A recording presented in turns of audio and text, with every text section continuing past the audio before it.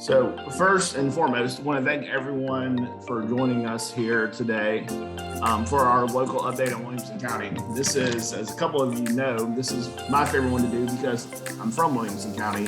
I'm actually a third generation Franklin High School graduate. My grandfather's composite from 1931 hung above my locker my freshman year. As luck would have it, my mom and my aunts all went to Franklin High School. Both my grandmother and grandfather went to Franklin High School. So we've had a long presence in Williamson County. My other grandfather was the principal at Franklin Elementary School for about 20 or 25 years. So been in Williamson County for a long time and always excited to join this group. One real quick housekeeping thing. So as you can see, your cameras and microphones are available. Would love for this to be interactive. And if you have questions while we're going through this, you can do a couple of things. You can just ask me, interrupt me, ask me. You can put them in the chat box and I'll get to those at the end. You can save your questions till the end and I'll take them at the end. So however works for you, I want to make sure you get all of your questions answered before we leave here today. The point of this is that when we launched Tennessee Promise back in 2014, it was written into the legislation that each county mayor or county executive appointed a group, we call them a local advisory council, really with the purpose of a couple of things. One was to help us navigate the county, open doors, find the active people so that we could run our mentor program successfully. Williamson County being a little unique in that I knew it pretty well already, but in a lot of the counties where we were operating, we had never been there before. So we really needed some of those help finding the key players and people that could help make sure our program was successful. And then also to provide a layer of accountability. So we want to be very transparent with all of our stakeholders. We're going to share today some of our successes, some of the progress that we're making. And you're going to see there's one particular slide in here that's not so great. And so we're going to share all of that with you, things that are good, things that could be better. And make sure that we're as transparent with you as possible, because we know that what works for our program in Williamson County and just going to our neighbors to the north in Davidson County could be two very different things. So that is the point of what we're doing today. And like I said, if you have questions as we're going through this, please don't hesitate to ask or save them till the end, whatever you're most comfortable with. We'll make sure and get them all answered before we leave. So just a quick refresher of who we are. We are tnAchieves. We are the privately funded 501c3 nonprofit that operates Tennessee Promise in 90 of our state's 95 counties. You can see the map there. Since our inception in 2008, we have worked with more than 440,000 students and 71,000 volunteers, working with more than 600 high schools, 67 eligible post-secondary institutions, across the state. This next slide has the first three things I'm going to talk about, or what we really call the core components of tnAchieves that have been with us, honestly, since this program was an idea on a whiteboard in Knox County. So Tennessee Promise is now the state program that provides funding for the last dollar scholarship, so that students can go and earn their associate's degree or a technical certificate for 2.5 years tuition free. Each student in the 90 counties that we serve are paired with a volunteer mentor that provides guidance, checks in with students as they're transitioning from high school to college. I'm going to talk a little bit more about that here in a few minutes. And then our students get back 8 hours of community service every semester that they receive the scholarship. That was particularly important to us when we launched in 2008. The scholarship piece was funded privately by donors in Knoxville. And then we had mentors making sure students were successful. So we wanted to make sure that our students continued that tradition of giving back. We have added a few components since those days, one of which is our Summer Bridge program. So the Summer Bridge program this year was operated at all 13 community colleges, actually at 15 sites. So at a couple of our campuses that have really large service areas, we offered 2. This is just now, we're starting to share this information. We had an 89% success rate with this program. So the Bridge program is for students that are not testing into college level courses based on their ACT score. They come for 3 weeks. They do an hour of reading, writing, and math every day, and then they post test at the end with 89% of them improving their test scores or testing into college level coursework, which we know this year, as students were navigating pretty uncertain times, we're in and out of the classroom last year, really happy with that success rate. Summer Institute is our other summer program that we run in the urban core of Memphis. We had 29 students participate in that program this year. So Summer Bridge is 3 weeks. You have to test at the end to get into college level coursework. Summer Institute is 6 weeks and it's credit bearing. Students that participate need all 3 learning support courses. So that's math, reading, and writing. They take all 9 hours of that and they can actually earn up to 9 hours of college credit using the co-requisite model. And I'm happy to report 29 students in inner city Memphis participated in that program. All 29 of them completed all their learning support. All 29 of them earned 9 hours of college credit. So students that would be starting a full semester behind, starting a full semester ahead. And then the newest part of our work is our complete coaching model. So our complete program identifies our most at-risk students, which in Tennessee is our low income population.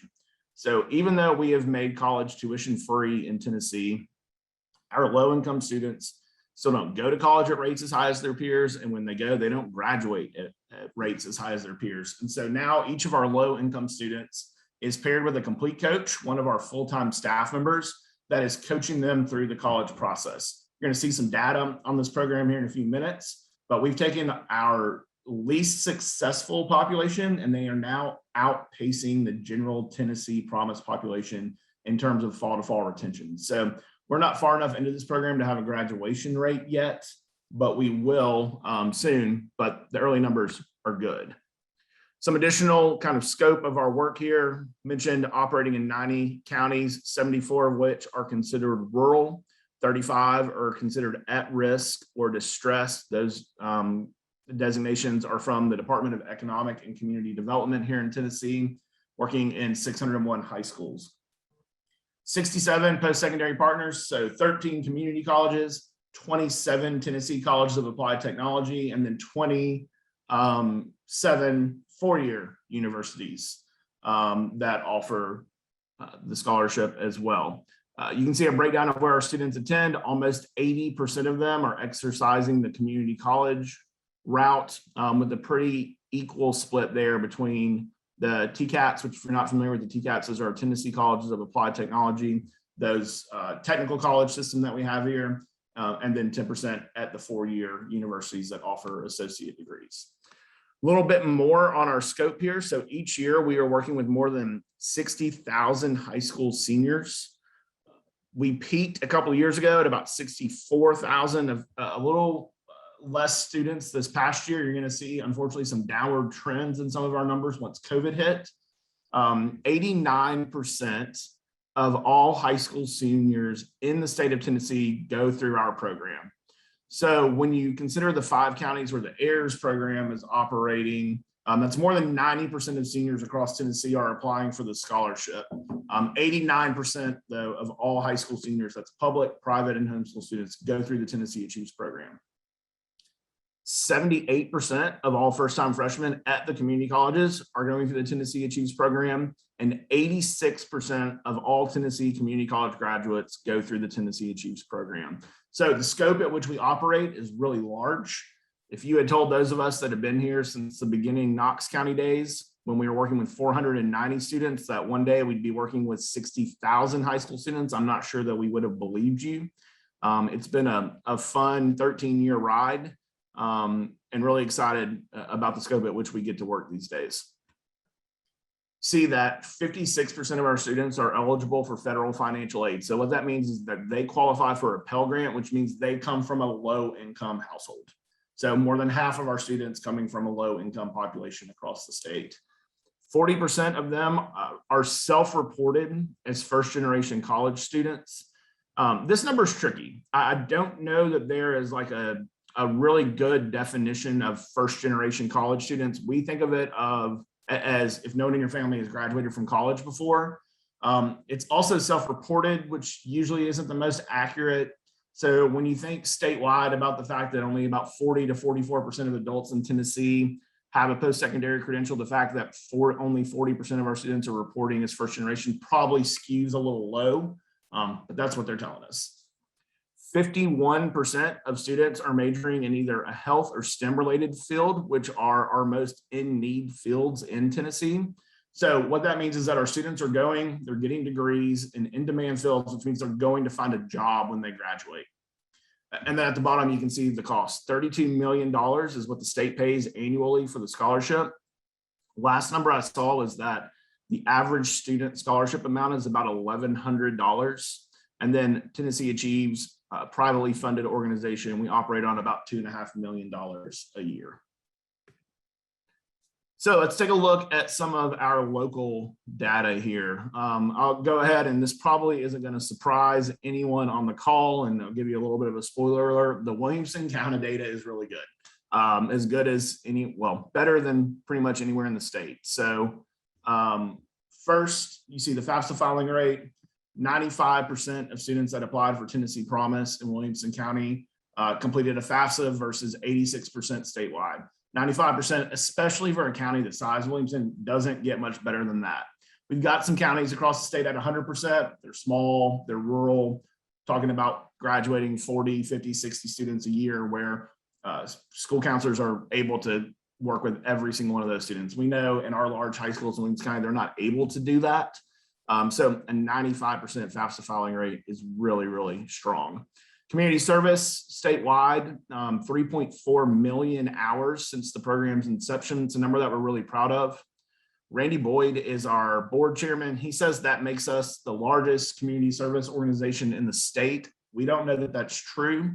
No one has raised their hand yet to say it's not true, so we're going to run with it until someone says no. You can see 91,000 of those hours completed locally in Williamson County. So Gina, hopefully you're seeing some of that at your campus there. Hopefully we're seeing some of that in our local schools with our nonprofit partners. I know the United Way in Williamson County has been a really good partner with us and has offered a lot of hours for students. So hopefully you're seeing some of that work.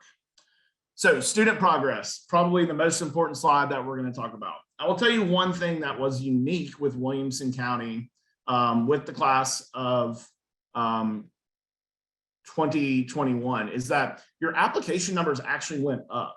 So a lot of our counties saw a decrease, just like our statewide number went down. Williamson County, we actually saw an increase. So my guess would be that for some of those students that are kind of borderline thinking about a four-year university or a community college are probably leaning towards the community college as we continue to navigate the current pandemic. Williamson County was one of the counties that saw an increase in applications, which was kind of a different trend than where we saw pretty much everywhere else. So this application number, though, is from 2019, and you see almost 3,000 students applied, 650 of which enrolled using Tennessee Promise. See our first year retention rate coming in 4 percentage points higher than the statewide average, and our 3-year graduation rate coming in a little bit lower. My guess would be that a lot of our Williamson County students are probably going to Columbia State for a year or so and transferring on. We'll have a 6-year graduation. We have a 6-year graduation rate, but not for, it's coming from our privately funded days. We don't have that for Tennessee Promise quite yet, but we'll look at what that is here. And one day we'll have that number for local Williamson County students. But all of your numbers here look pretty good, right on pace with the state average, mostly slightly above retention, slightly below in graduation. So we'll keep digging in on that number. Couple of our statewide outcomes. So you can see that the first time full-time freshmen, first year retention rate, what that means is that they started their freshman year, they came back in the fall of their sophomore year, is 53%.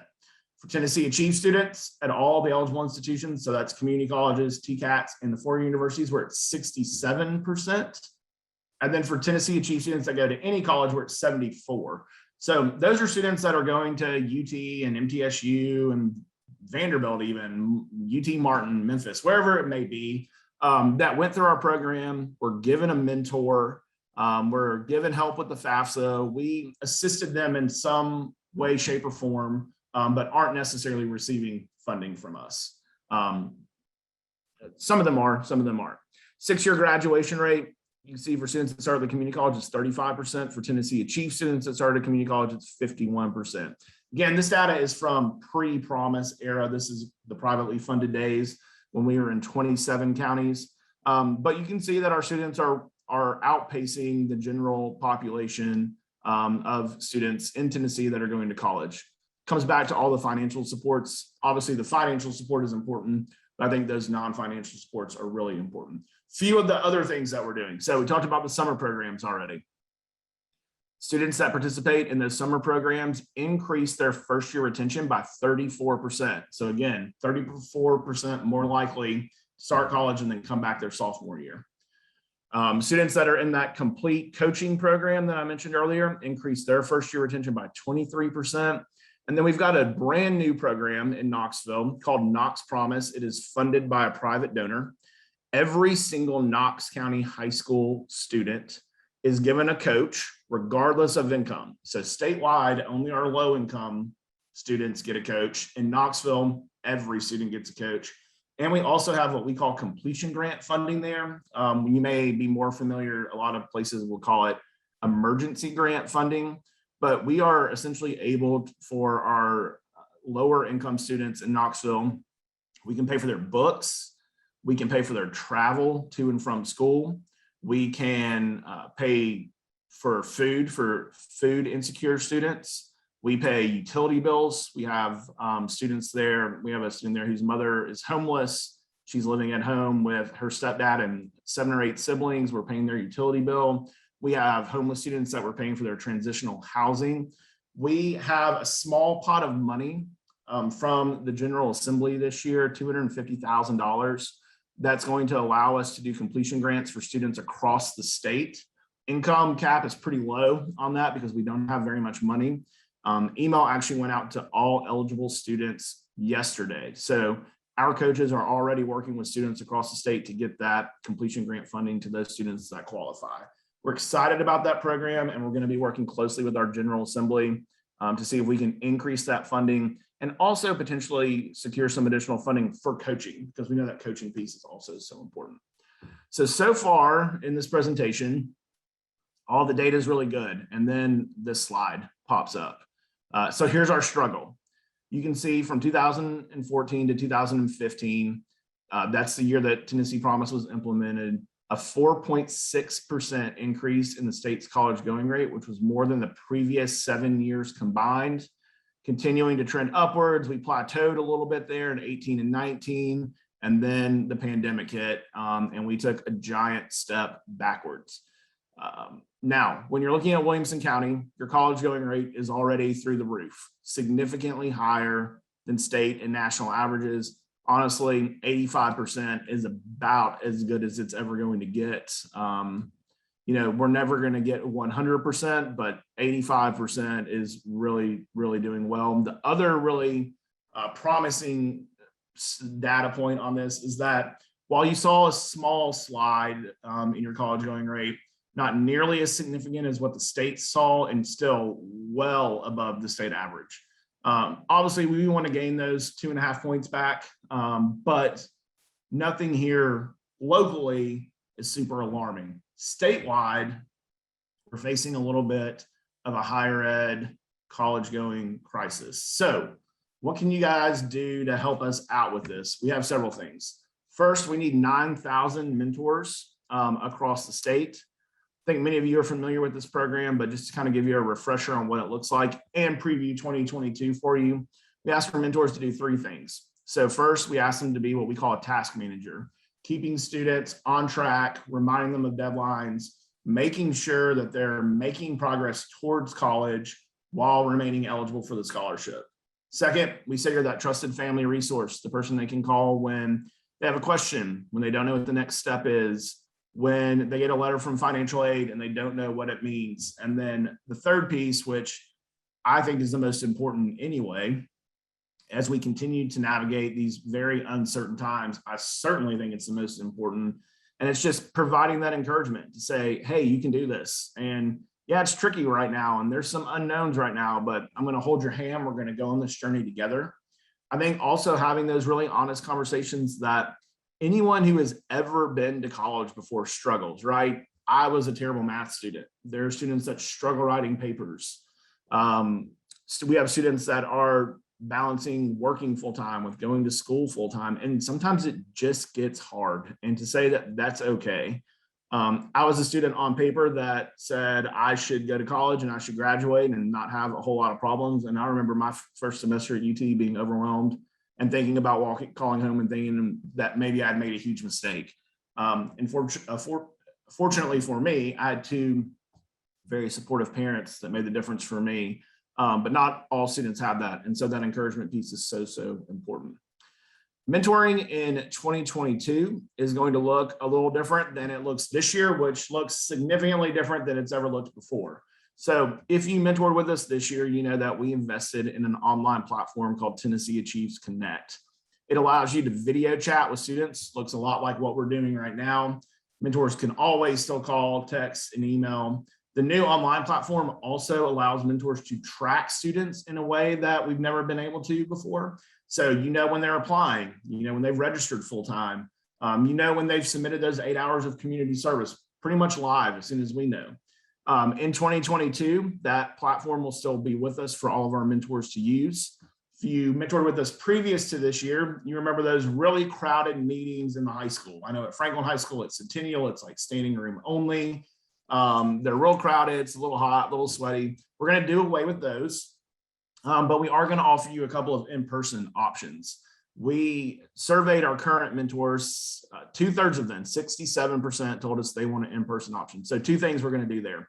One, we are going to host what we're calling open houses on community college campuses across the state, where we will reserve a space for 3 or 4 hours. You can invite your students to come, meet with you, sit down, get to know one another.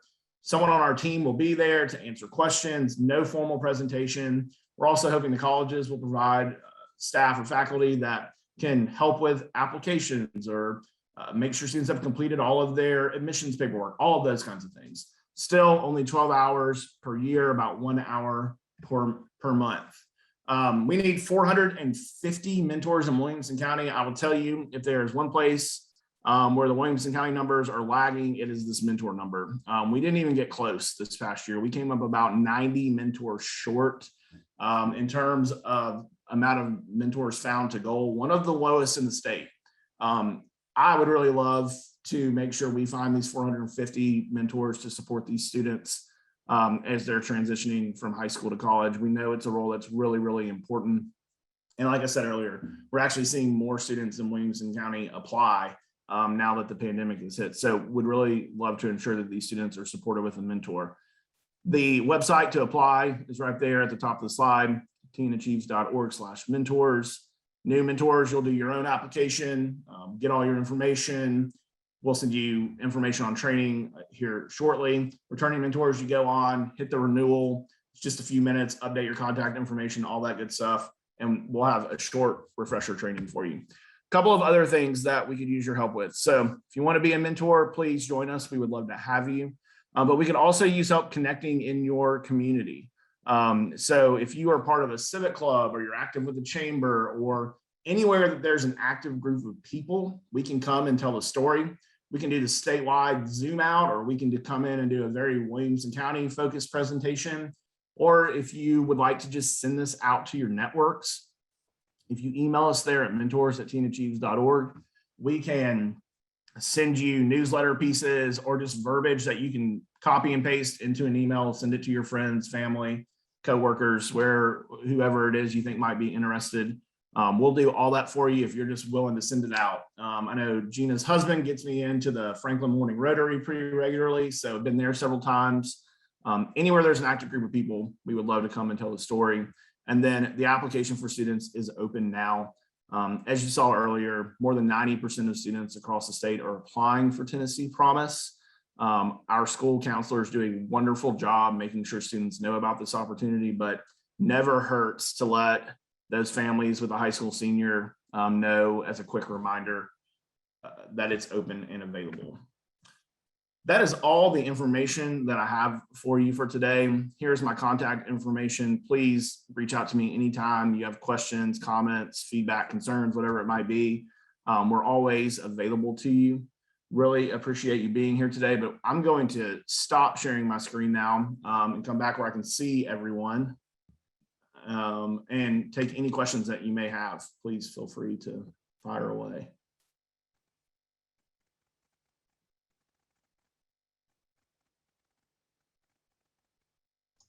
Graham, what was the feeling about the Connect tool that was started this year? We have received overwhelmingly positive feedback. What we're seeing is that a little over half of our mentors and students are using it to connect fairly regularly. So what we're hearing is from the students and mentors that are using it, really positive feedback. That being said, we would certainly like to increase the number of them that are actively using it. We have actually heard from many of our mentors around say that they feel like this is their best year yet. I think part of that is also that tracking ability to know when your students are applying, when they're registering. I think is mentors have been asking us for that for years, and we just haven't had the capability, and we do now. Right. I tried to use it. I never could get my group to connect with me on that. Mm-hmm. Yeah, I think it's hit or miss for students. We are working already on a way for this next class of 2022. Our plan is to be back in the high schools, and the sign-in process with them, instead of like coming in and checking a piece of paper, is going to be they're going to pull their phones out in the meeting and they're going to sign in to connect, and that's how we'll know they're there, with a backup option for students that either don't have a phone or can't connect or something is not working. We'll have a backup option for them, but that's our plan. So Graham, is the plan then to have at least a kickoff meeting where we get to meet them face to face? Because that was my challenge last year. I mean, I'm like Gina, I got some of them to respond, but I think it'd be great to at least meet them once so they know who we are. And then from there, the remote piece would work great.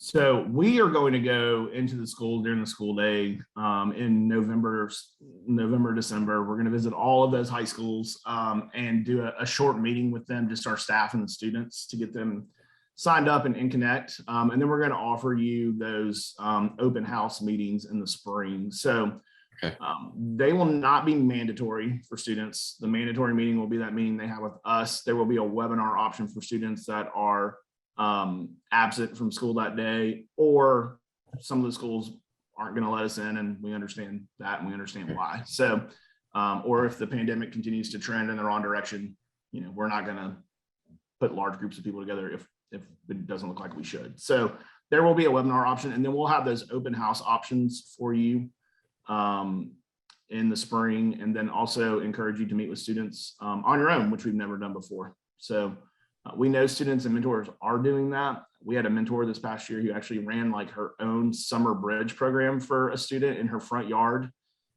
She put a table out under a tree and got her student prepared to take the placement test. Randy, our board chairman, takes his students out for pizza every year. So we know it's happening, and we're just going to encourage that in a way that we haven't before. Okay, thanks.